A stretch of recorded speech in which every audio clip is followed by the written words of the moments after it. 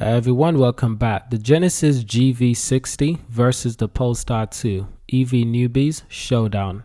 So Top Gun has actually compared the Genesis GV60 and the Polestar 2, putting them head to head, putting them against each other to see which one outperforms the other. This is actually really exciting. So here's what they had to say. So to start off with, they're actually noting that Polestar was a racing team prior to becoming a division, a performance division within the Volvo company.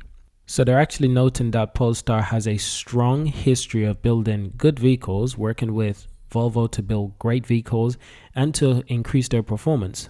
Polestar is an expert in this area. They're an expert in racing vehicles as well. Now on the other hand, you've got the Genesis GV60. They're pointing out that it actually looks very different from anything that we've ever seen, and that's actually a good thing. The fact that it looks so damn different.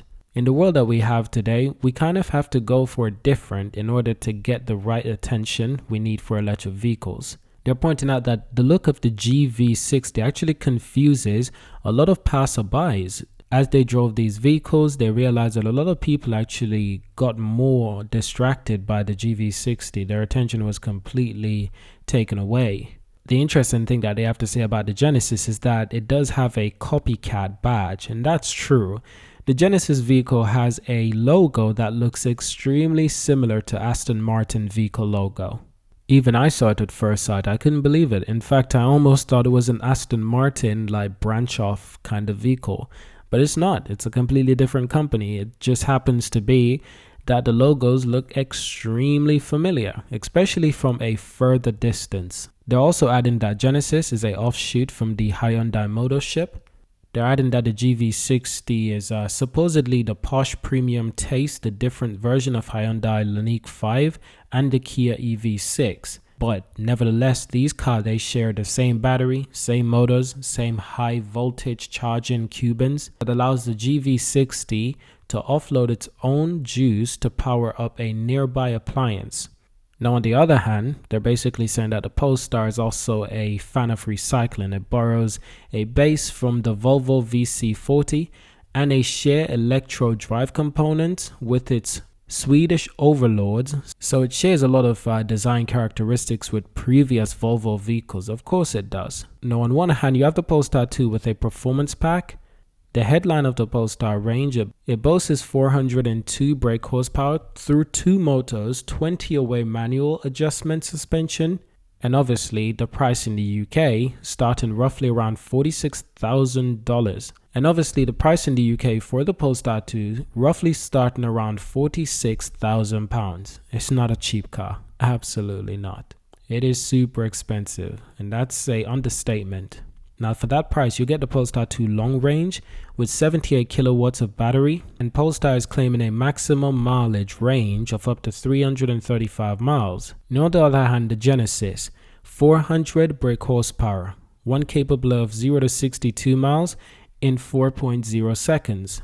What's interesting that they did add is that the Polestar 2 will start to age faster as other numbers join the family. They're hinting at, of course, the Polestar 3. They name it a rakish SUV that drops all the presence of the legacy Volvo design. That's true. The Polestar 3 does take things into its own hands. Polestar is going into a different direction, which is quite good.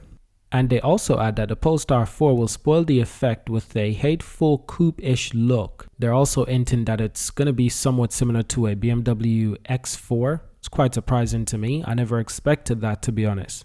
And the reason is because the X4 tends to be a very bulky BMW vehicle, while the Polestar 4 tends to be a more coupe-ish SUV. It's going to be a bit more slimmed down. It's like a direct competitor for the Tesla Model Y. Despite saying that, I've just realized that the Tesla Model Y is still a big vehicle, despite the fact that it's supposed to be a small SUV.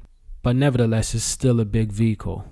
Now obviously, I like that Polestar is being compared to other manufacturers of vehicles. I like that Top Gear is always writing articles about Polestar. It's quite fun. It's quite good. And I like reading into them to understand how Top Gear sees things from their perspective. Now, in my opinion, I would just love to see the Polestar vehicle being reviewed by the old-fashioned Top Gear cast members. I'm talking about Richard Hammond, James, and obviously Clarkson, Jeremy Clarkson. Those guys were hilarious. They were geniuses is what they do. And unfortunately, their Grand Tour series over on Amazon isn't doing too well in my opinion. For the first couple of seasons, I think it held up the hype, but after that, it just kind of went a bit silent, hasn't it? It's taken things into different directions. I don't know if they're planning new episodes, I don't know what they're doing, but I expected a lot more consistency out of that series. I expected a lot more. Maybe that's just me. Maybe I'm wrong to be thinking like that, but just being honest. But nevertheless, it's interesting to see Top Gun review both of these vehicles. Top Gear has also been reporting on many different things to do with Polestar. The Polestar 6 Roadster, the Polestar 2 full review, calling it the Tesla Model 3 worst nightmare. I like that title. But this is where I'll end things today. So I hope you enjoyed the video. Thank you for watching. Subscribe to see more. And of course, I'll see you in our next video. Let me know what you think of the Top Gear review of the Polestar 2 and the Genesis GV60. Check it out. See you in the next one.